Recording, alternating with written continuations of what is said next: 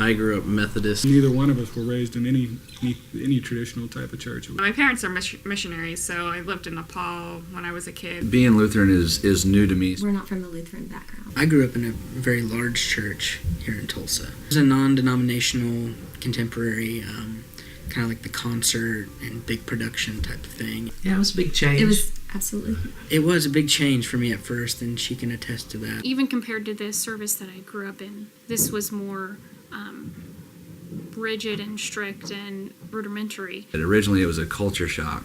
It is a foreign language, and the church has its own language. And so rather than change that language to something that might be easier to understand, I would rather wrestle with the language, that we could learn it, and that we could be formed by that language. It's kind of like learning a new dance, and I was just awkward, and I was fumbling with the book and everything, but it just seemed really easy here. Pastor Beecroft, he's wonderful. We've really enjoyed meeting with him and learning from him. That's a big reason why it was easier for me personally to stay here. I mean, like I said, originally it was a culture shock, and I was thinking, well, maybe this may not be the right place.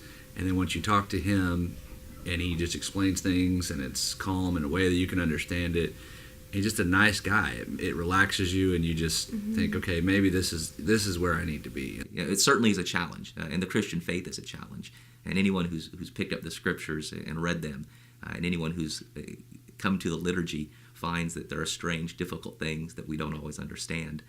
And yet the Christian faith is to always go deeper into our understanding, because it takes us deeper into our knowledge of who our God is and what He has given us. What we found appealing about this church was the way they don't market to you. They don't try to be trendy and follow the latest church trends, but they just do what has been done for hundreds and hundreds of years, and it just has a deeper meaning to us.